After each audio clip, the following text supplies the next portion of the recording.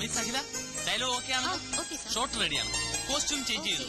Okay, mark ചെയ്തിട്ടുണ്ടേ. ശരി sir. കണ്ണ, ഈ ആംഗിൾ ഫിക്സ് ചെയ്തു. ഓക്കെ. അതെ, ഏത് ആംഗിളാ ഫിക്സ് ചെയ്തിരിക്കുന്നത്? ഇതാണോ ഇതാണോ? എന്തിനാ? കോസ്റ്റ്യൂം കൊടുക്കാനാ. ആംഗിളൊക്കെ ഞാൻ ഫിക്സ് ചെയ്തോളാം, താൻ പോയി കോസ്റ്റ്യൂം കൊടുക്കും. ചേടാ, ആംഗിൾ അനുസരിച്ചല്ലേ കോസ്റ്റ്യൂം കൊടുക്കാൻ പറ്റുള്ളൂ. സോറി മാഡം, ഞാൻ അല്പം തിരക്കിലായി പോയി. എല്ലായിടത്തും എന്റെ ഈ 2 കണ്ണുകൾ തന്നെ എത്തണം. Costume section, camera section, lighting section. ചുരുക്കി പറഞ്ഞ ഞാൻ ഇവിടുത്തെ ഒരു ഓൾറൗണ്ടറാ. ഇതാ മാഡത്തിന്റെ കോസ്റ്റ്യൂം. കോസ്റ്റ്യൂം അളവ് കറക്റ്റാ. ഇതിന്റെ ബാക്കി എവിടെ? ബാക്കിയാ? ഇല്ല, ഇത്രേ ഉള്ളൂ. അറേബ്യൻ ജ്വല്ലറിയുടെ ആഡ് എന്നല്ലേ പറഞ്ഞത്? അതെ, ആധുനിക നാരിയുടെ ആധുനിക സ്വർണ്ണ സങ്കല്പം. നോൺസെൻസ്. ഇത്തരം ഡ്രസ്സുകളൊന്നും ഞാൻ ധരിക്കില്ല. ധരിക്കില്ലേ? ഇതെന്ത് കൂത്താ? പിന്നെ ആര് ധരിക്കും? ഞാനാ? ലുക്ക്, അതൊന്നും എനിക്കറിയണ്ട. പക്ഷെ ഞാൻ ഇത് ധരിക്കില്ല. ഇങ്ങോട്ട് നോക്കിയേ, കുട്ടി ഇത് ധരിച്ചില്ലെങ്കിൽ മുതലാളിയുടെ പണി കിട്ടുന്നത് എനിക്കായിരിക്കും. ഇല്ലെന്ന് പറഞ്ഞില്ലേ? പോയി ഡയറക്ടറോട് പറ. അതെ, പണത്തിന്റെ പ്രശ്നമാണെങ്കിൽ മുതലാളിയോട് പറഞ്ഞ് ശരിയാക്കാം. തുണി കുറയും തോറും മണി കൂടും.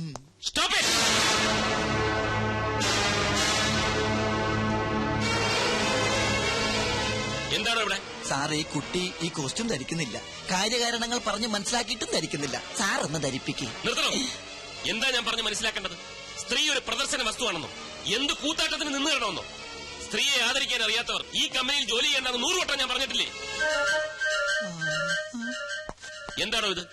ഇതാണോ ഈ കുട്ടി ധരിക്കേണ്ടത്? ഇവിടെ ഷൂട്ട് ചെയ്യുന്ന ആഡ് ഫിലിമാണ്, ബ്ലൂ ഫിലിം അല്ല. ഓ സോറി മിസ് അഖില, കൊണ്ടുപോടോ. കോസ്റ്റ്യൂമിനല്ലല്ലോ സാർ പ്രാധാന്യം, സ്വർണ്ണാഭരണങ്ങളാൽ പൊതിഞ്ഞ ഈ സുന്ദര മേനിക്കല്ലേ. കോൺസെപ്റ്റ് വേണേ മാറ്റാം, പക്ഷെ സ്ത്രീയുടെ മനസ്സ്, സംസ്കാരം ഇത് മാറ്റാനാവില്ല. മാറ്റാൻ ഞാൻ സമ്മതിക്കില്ല. എന്താണോ ഇത്? പള്ളിയിലച്ഛന്റെ ലോഹയം. സ്ത്രീ ശരീരം മൂടിക്കെട്ടി വെക്കാനുള്ളതല്ല. അതിന്റെ സൗന്ദര്യം ആസ്വദിക്കണമെങ്കിൽ അല്പം കലാബോധം വേണം. ആഡ് ഫിലിമാണ് ഇവിടെ ഷൂട്ട് ചെയ്യുന്നത്, അല്ലാതെ കഥകളിയോ ഓട്ടംതുള്ളലോ ഒന്നുമല്ല. പോയി വല്ല ബിക്കിനിയോ മിനിസ്കർട്ടോ എടുത്തോണ്ട് വാടോ. Be sexy man, I say be sexy. എന്താണോ വായം പൊളിച്ചിരിക്കുന്നത്? ഇനിയെങ്കിലും സ്ത്രീകളെ ബഹുമാനിക്കാൻ പഠിക്കണം. ഇന്നിന് ഷൂട്ടിംഗ് മതി, പാക്കപ്പ്. പോടോ. സോറി മിസ് അഖില, ഈ മൂഡിൽ ഇന്നിന് ഷൂട്ടിംഗ് വേണ്ട. ഞാൻ കാരണമായി ഇതൊക്കെ സംഭവിച്ചത്. സാറിന്റെ മൂഡ് കളഞ്ഞതിന് ഞാനാ സോറി പറയേണ്ടത്. സാറല്ല, മനു. അങ്ങനെ വിളിച്ചാൽ മതി. നമുക്ക് ഷൂട്ടിംഗ് നാളെ ആക്കിയാലോ? നല്ല മൂഡിൽ. നാളെ? അയ്യോ, നാളെ എനിക്കൊരു എൻഗേജ്മെന്റ് ഉണ്ട്. എന്താ? പേഴ്സണലാ. എന്നാൽ അഖിലേക്ക് ഒഴിവുള്ളത് എപ്പോഴാണോ അപ്പോൾ. ഓക്കെ. Thank you sir. സാറല്ല, മനു. Thank you Manu. അഖില, തന്റെ ഈ ചിരിയുണ്ടല്ലോ, അതാ ക്യാച്ചിങ്. ചിരിക്കുമ്പോ അഖില കൂടുതൽ സുന്ദരിയാവുന്നു. Thank you Manu. വെൽക്കം.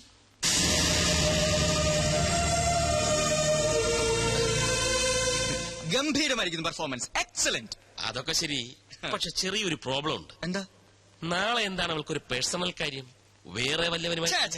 അതൊന്നുമല്ല സാർ, ആ കുട്ടിയുടെ ബയോഡാറ്റ കണ്ടു. നാളെ അവളുടെ ബർത്ത്ഡേയാ. ഓ, അത്രേ ഉള്ളൂ. ആ ടെൻഷൻ അങ്ങ് മാറി. സാർ, ഈ ബർത്ത്ഡേ പിടിച്ച് നമുക്കൊരു ചീട്ടിറക്കിയാലോ? നീ എന്താ ഉദ്ദേശിക്കുന്നത്? സാറേ, അഖില സാറിന്റെ മനസ്സിൽ കയറിയെങ്കിലും അഖിലയുടെ മനസ്സിൽ സാറ് കയറണ്ടേ?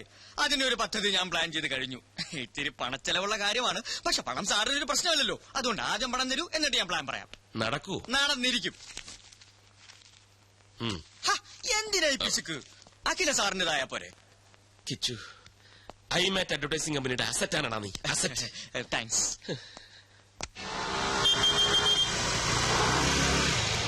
അഖില, എന്തിനായിരിക്കും കിച്ചു ഇങ്ങോട്ട് വരാൻ പറഞ്ഞത്? ഒരു സർപ്രൈസ് ഉണ്ടെന്ന് മാത്രം പറഞ്ഞു.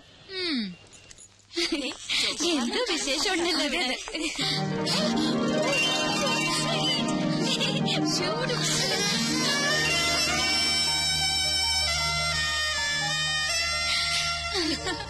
I don't know.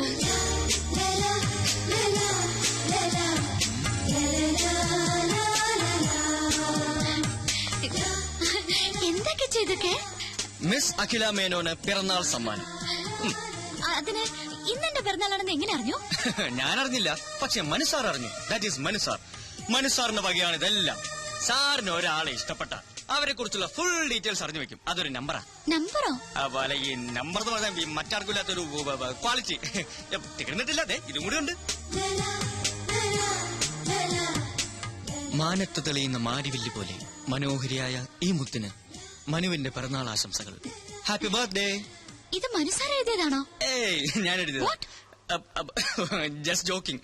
മനുസാറിന്റെ ബിസിനസ് ഹൃദയത്തിന്റെ ഒരു കോണിൽ കവിഭാവനയുള്ള ഒരു കലാകാരനുണ്ട്. I can believe. Oh you have to. Many many happy. Hello. Happy birthday Akhila. Thank you Manu. It was quite unexpected അല്ലേ? മനസ്സിൽ എന്താണ് ഇങ്ങനെ തോന്നിയെന്ന് ചോദിച്ചാൽ ഐ ഡോണ്ട് നോ. ഈ ജന്മാന്തരങ്ങളുടെ ബന്ധം എന്നൊക്കെ പറയാറില്ലേ?